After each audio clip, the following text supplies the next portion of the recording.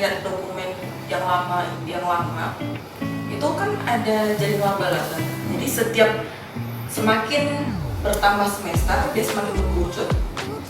Jadi kan untuk mencapai ibaratnya kompetensi TD, TPTU dan mesin, mata kuliah umum itu ada di semester 6.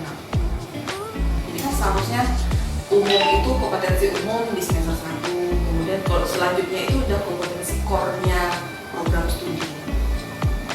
Jadi saya tanya di prodi TPTU sama mesin, mereka tidak tahu kompetensi apa yang diharapkan bagi kompetensi mahasiswa di setiap semesternya. Mereka tidak paham. Iya, memang konsep ini ke TPTU lah yang mungkin yang saya lebih paham sedikit.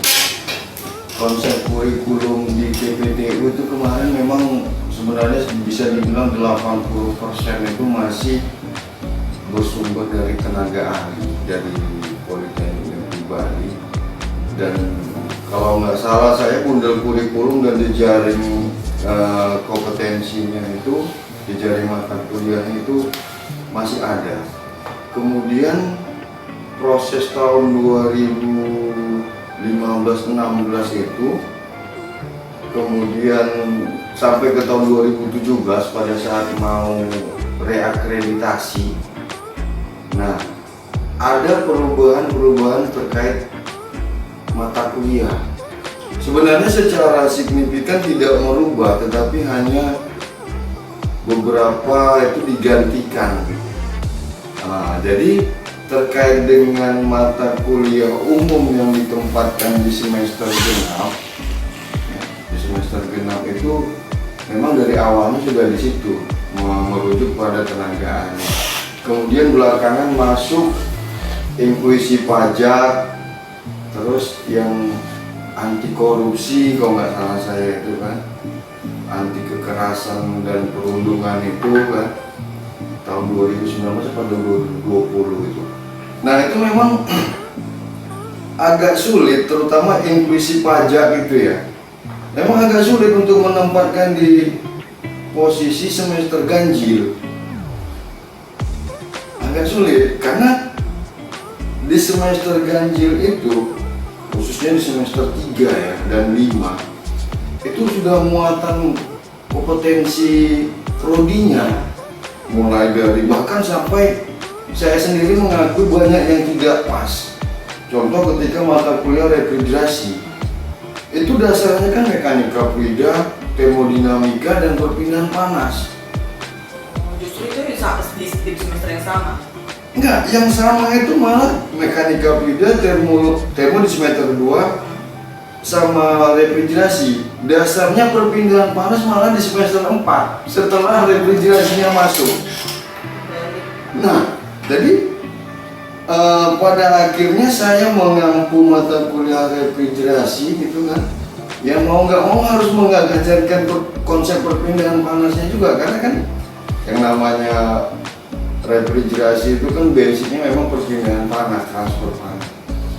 Nah jadi dalam prosesnya sedikit terhambat lah saya bilang itu. Sedapat mungkin memang harus diubah semua. Kalau kita polanya 51, ini udah nggak zamannya lagi. Kita harus pakai blok 321. Ya, artinya 3 semester di kampus, 2 semester ini sudah di industri. Maksud saya, ini nanti dipecah lagi. 1 semester itu dia di MBKM-nya, yang 1 semester magang, baru 1 semester mereka menyelesaikan ini. Jadi kalau terkait MBKM ini, saya kan sudah telisik ke Politeknik Semawe, tapi yang untuk yang D3, kemudian yang akademi, kemudian teman-teman yang inilah yang ngajar nih. Ternyata memang kalau untuk D3 memang tidak diterapkan. Paling diterapkan itu seperti TPHP. Itulah yang diklaim mereka sebagai MBKM. Memang ya, kalau di TPHP mereka ada PKL 1, PKL 2. Peluang menurut saya peluang yang paling bagus itu yang mungkin 321 tadi. artinya di satu semester MBKM ini ya sesuai mata kuliah. Ya, memang nanti di situ dimuatkan juga mata kuliahnya.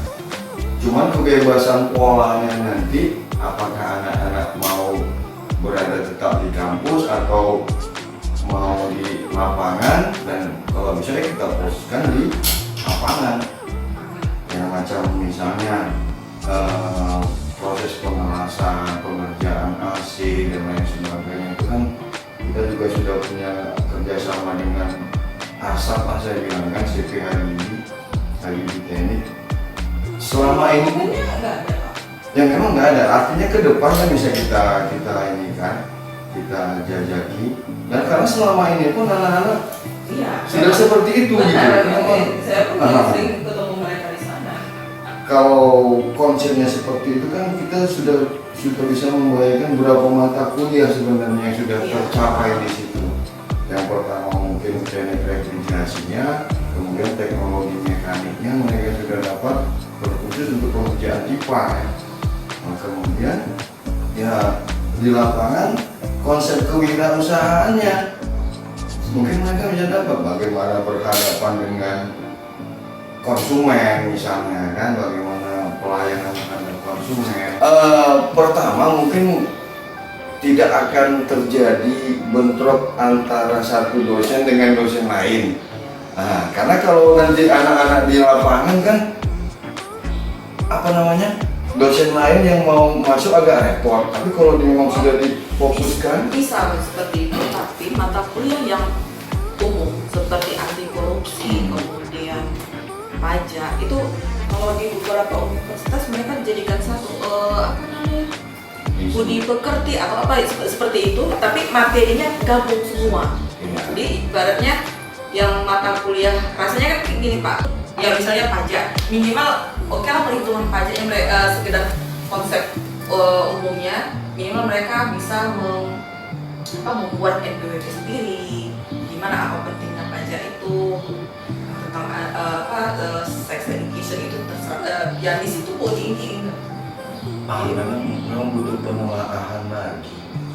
Konsep mata kuliah umum wajib ini kalau saya nggak salah itu agamanya masih wajib, agama kemudian ini kan Pancasila tentang apa bullying kan bisa masukkan ke agama. Iya, cuman kan kita nggak mungkin, apa mungkin kita merubah konsep judulnya ini, judul mata kuliahnya ini tadi agama kita ganti dengan Artinya gini aja Pak, kan makanya kurikulum itu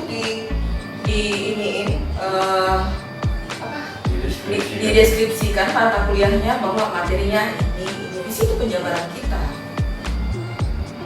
Jadi kan core-nya dapat. Iya, memang itulah. Jadi konsep untuk penyusunan kurikulum ini kan sudah dituangkan juga lah dalam RKH tahun 2022 ini. Diharapkan di awal tahun itu semua sudah bergerak. TPHP, TPTU, teknik mesin ini kalau bisa konsepnya sekali jalan mau saya, supaya nanti tidak apa namanya banyak waktu terbuang di situ. Apalagi kita kan mau reakreditasi ini semua, terkhusus TPHP. Tapi kalau dalam konsep kita penambahan prodi mungkin masih bisa. Yang menjadi permasalahan itu perubahan setahu saya dari D3 ke D4 itu memang harus B akreditasi program studinya, misalnya TPHP D3 gitu kan, mau dinaikkan jadi D4 gitu, dirubah bentuk jadi D4. Nah itu memang minimal harus B atau baik sekali. Nah, tapi kalau konsep penambahan program studi yang mungkin masih bisa lah, bagaimana caranya nanti di lobby. Kemudian paling tidak walaupun nanti misalnya maafnya tidak diterima oleh Kemendikbudristek misalnya, itu kan untuk pemilihan ini, paling tidak kita sudah punya dasar kurikulumnya, studi kelayakannya dan lain sebagainya, artinya dokumen pendukung lah. Ketika nanti salah satu program studi kita bisa menghasilkan akreditasi baik sekali, tahulah restrukturisasi lah dibilang, restrukturisasi dalam bentuk insentif di sini. Macam OJS kan bisa menghasilkan input kalau jalan, income lah kita bilang ya secara bahasanya.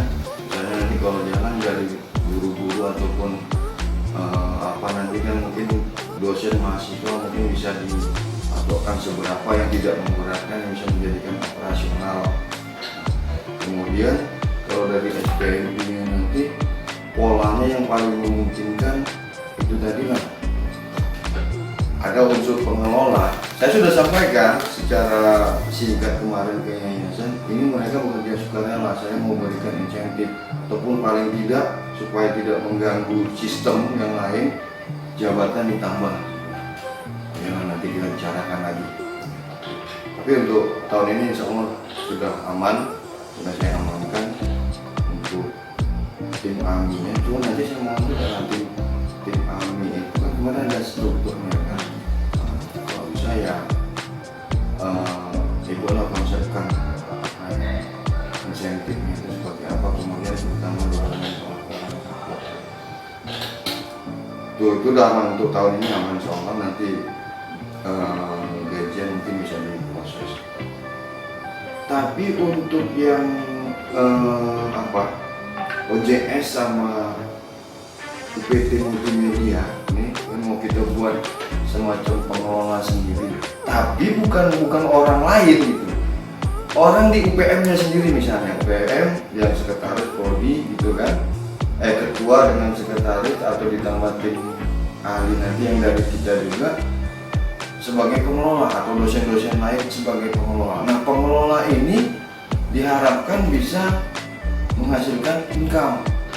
Nanti saya beri gambaran kalau memang seperti itu polanya, bisa kita alokasikan untuk insentif ataupun honor pengelola. Kalau memang tidak memungkinkan, kalau sudah jalan nanti mungkin orientasinya pada penambahan tunjangan jabatan. Kebetulan karena kita sama-sama BKD, dipus aja dari situ. Jadi kemarin seperti ini banyak yang kemarin saya ingin orang UPTN. Ya. Saya memang tidak setuju dengan format mereka. Itu format simultan mas. Format simultan memang bagus, tapi untuk apa? Yang diminta, memang benar saat AL itu bagian kalian diminta laporan. Diminta laporan itu diminta lembar pesan bahwa yang mandiri ini kami sudah yang biaya sendiri, dibuat yang sederhana, kita bersedia diklaim sebagai penelitian. Terus masalah publikasi sama penelitian, benar kalau publikasi, tetapi kalau kami minta surat publikasi, malah kan penelitian kotamu. Jadi mereka juga ini, yaudah nanti pas giliran rapat tinjau manajemen kami slotkan ya, ini harus diiniin. Ya udah nanti disampaikan ke direktur. Kemarin saya sarankan ini. Kalau dalam konsep laporan ke Simultan Mas, apakah pelaporan penelitian? Laporan kayak gitu, yang kan ada draftnya. Ya, laporan penelitian dari masing-masing peneliti. Iya, jadi laporan lembaga. Kita menjurnalkan itu kan ibarat misalnya, memang kita publikasikan. Itu kan kita akui sebagai penelitian kita kan. Itu wajib ada laporan. Laporan itu wajib ada. Permasalahannya, kalau saya keberatan format laporannya. Gitu. Udah seperti kemarin, udah macam TA ini, saya bilang kan. Kayak gitu lah laporan, kok nggak bisa dari mana-mana sudah datanya, saya bilang. Jadi kalau memang seperti itu gini aja, mereka juga minta ya minimal 500 satu dosen untuk ini, itu nggak apa-apa. Gua kan lapor kayak gitu, kayak gitu ya. Jadi kalian minta seperti itu nggak masalah kan? Ini rasanya udah bikin sendiri, publikasi sendiri, tiba-tiba minta laporan seperti itu gitu. Jadi kayak seperti kemarin saya bilang, kami sebagai auditor, sosialisasi itu bisa kami klaim sebagai pengabdian kami. Kalau dibuat dengan format laporan pengabdian, kayak mana itu? makanya masih sangat bentrok. Jadi alasan mereka cukup bagus memang, karena pernah di ini mereka ternyata ada beberapa dosen meminta surat, mungkin administrasi UPM lagi juga tidak begitu bagus. Tahun depannya kegiatannya sama diklaim. Jadi kan, terus saya bilang juga, kalaupun lah dibuat seperti ini, berapa orang sih persentase dosen yang pernah menang di sini apa tuh? Nah itu harus dari sisi mereka itu standarnya itu wajib formnya itu sudah ada di standar pengelolaan penelitian. Ya benar, tapi kita harus maksudnya fleksibel loh. Kalau Polter ngasih laporan dan penelitian mandiri kita ini mau diklaim sebagai penelitian Polter, ini nggak masalah, tapi jangan ya dicarilah solusinya. Kenapa nggak privilege ini diambil jika suatu kegiatan melalui dinas perindustrian? Jadi sekali kegiatan ini dapat dua tujuan. Yang pertama, dari perindustrian dikatakan ke PT Halindo atau ASEAN Agri, MOU cukup mereka. MOU pada saat MOU sekali buat mahasiswa nyatakan sudah eksekusi, kan dapat beberapa mahasiswa dapat kegiatan, kerjasama dapat kegiatan, prodi dapat kegiatan, Halindo nanti oke lah pengolahannya PPHP, kan prosesnya itu bisa ke PPTU, mesinnya nanti ke jadi kita nggak perlu jauh-jauh aja. Sudah disampaikannya juga misalnya terkait ya perindustrian ada sebutkan perindustrian dia bilang Ya, wali kota pun dapat pencitraan, kita pun dapat ini kan, karena kan ini Pak, kalau untuk ini kan keuntungan bagi politeknik saat ini SMK SMA kan sudah provinsi, jadi Pemko kan tidak bisa memiliki mereka, jadi kita yang bisa untuk menaikkan pencitraan mereka.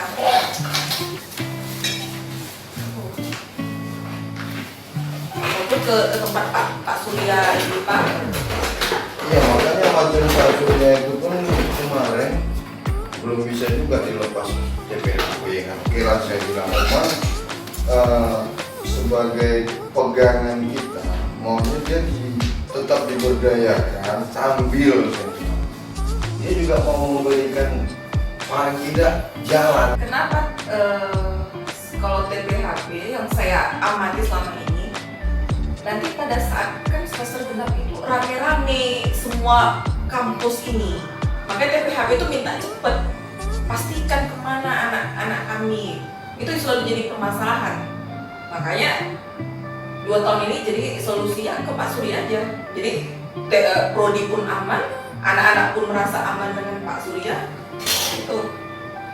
Ya silakan kalau dia mau mengarahkan mahasiswanya kemana gitu silakan, cuma ya tetap administratif ya sesuai dengan pedoman institusi kita.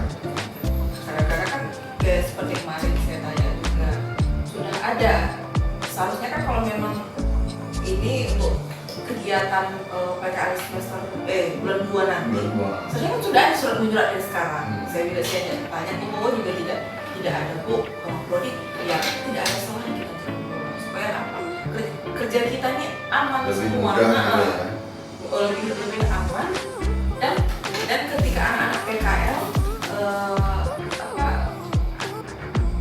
mereka Pak kita bahas tentang MOU itu kan tidak ada menyatakan bahwa mahasiswa kita akan diterima langsung bekerja. Gitu.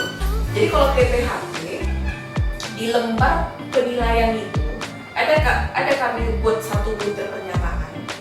Apakah Bapak akan bersedia jika mahasiswa selesai kembali bekerja sini? Ya tidak.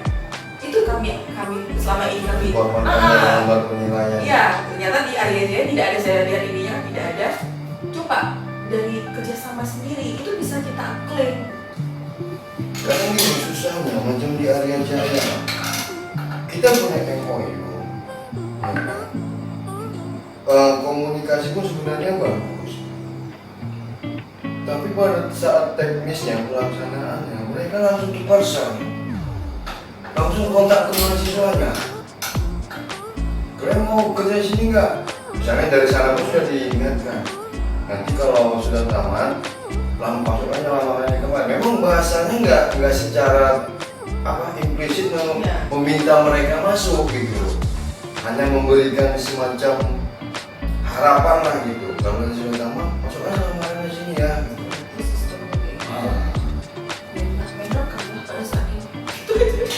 Jadi anak-anak itu gitu ngomongnya, Pak langsung tukar mereka Pak. Jadi kalaupun kami tidak memasukkan surat ke sana, mereka tidak memanggil gitu. Seperti itu. Jadi saya berpikir macam mana supaya ini jadi lebih jelas gitu, lebih nyata, terekam, ada dokumentasinya gitu kan. Mana konsultasi juga, diskusi juga dengan Pak Dedi seperti apa. Model Pak Dedi maunya itu kita berkunjung ke sana.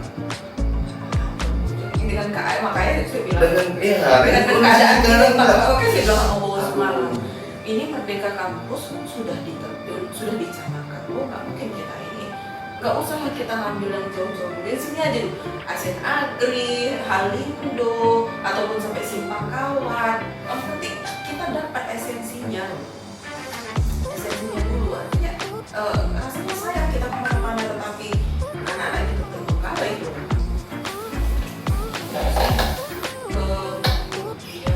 Tapi itu kan inti yang untuk bisa merealisasikan itu semua pasti kalau menurut saya kurikulum inilah, kurikulum MBKM ini harus bisa paling tidak, ibaratnya gini, kalaupun lah kita tidak mencapai yang 20 SKS karena kita paket, kita nyatakan aja kegiatannya dilaksanakan itu.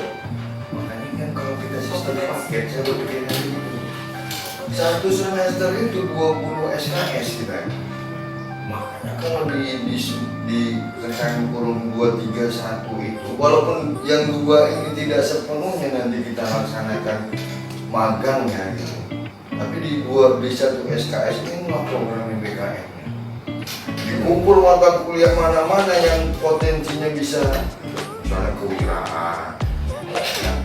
Terus kalau untuk kompetensi tekniknya oke lah, gampang itu kan, tinggal menyesuaikan. Tapi yang pilihan lain dari mahasiswa, misalnya dia mau ikut penelitian dosen, mau berwirausaha atau berusaha, ini mata kuliah apa?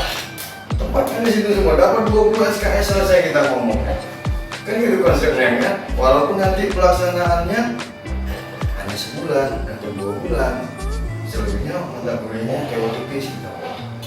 Satu, terkait dosen juga. Untuk bahasa Inggris, saya lihat konsep, ya memang benar anak-anak kita bahasa Inggris masih sangat tinggi. Tetapi kenapa tidak? Kalau saya lebih memilih anak-anak ini bahasa Inggris pasif aja. Jadi ketika dikasih jurnal, paham maksud jurnalnya saja. Paham ini. Membudayakan literasi bahasa Inggris lainnya. Ya artinya kan ibarat kalau kita berharap grammarnya bagus, oh alam lah. Sedangkan kita aja masih berantakan. Aktif juga ya sekedar minimal mereka bisa memperkenalkan diri saja sudah cukup. Jadi di kampus itu dikasih jurnal apa kamu paham yang diisi. Jadi mereka dibiasakan, jadi ketika mereka bertugas buat